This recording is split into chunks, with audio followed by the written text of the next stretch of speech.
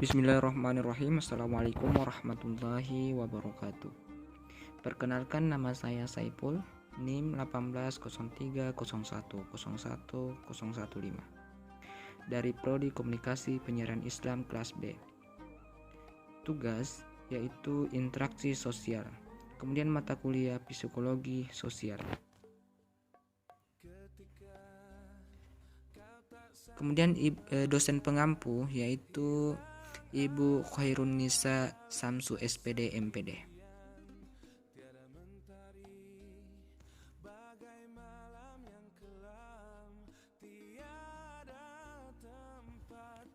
Oke, baiklah teman-teman, langsung saja saya akan membahas materi saya, yaitu interaksi sosial.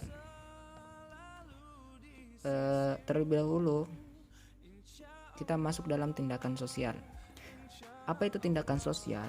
Tindakan sosial merupakan suatu perbuatan manusia yang dilakukan untuk mempengaruhi individu lain di dalam masyarakat, sehingga erat kaitannya dengan kehidupan masyarakat.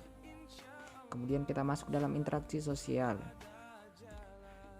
Interaksi sosial adalah hubungan timbal balik antara individu dan individu, antara individu dengan kelompok, atau kelompok antar kelompok, dengan dalam berbagai bentuk seperti kerjasama, persaingan, ataupun pertikaian.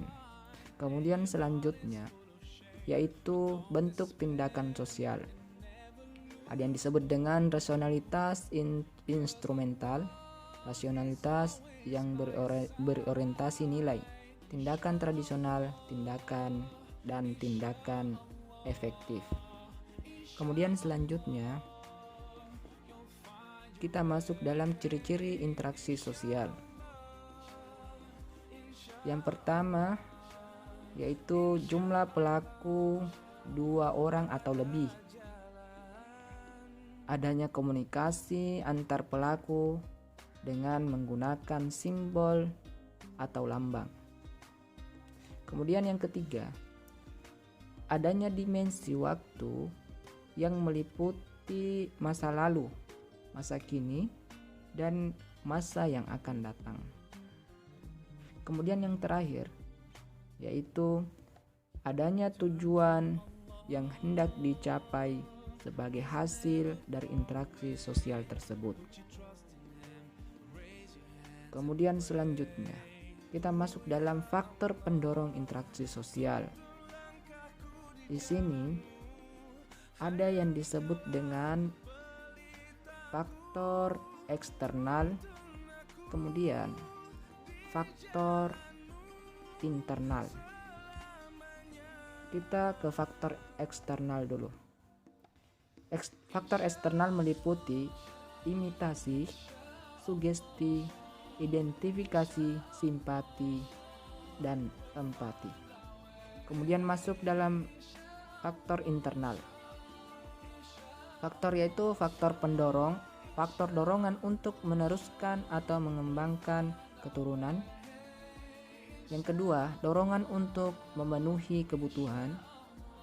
Yang ketiga, dorongan untuk mempertahankan hidup. Yang keempat, dorongan untuk berkomunikasi dengan sesama. Kemudian di slide terakhir ini yaitu kita masuk dalam sumber yang mendasari interaksi sosial menurut Carl dan Yols.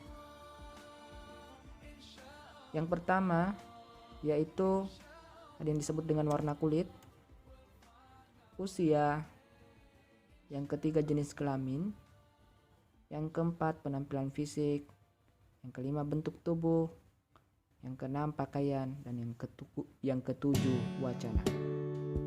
Mungkin itulah yang bisa saya sampaikan pada kesempatan ini.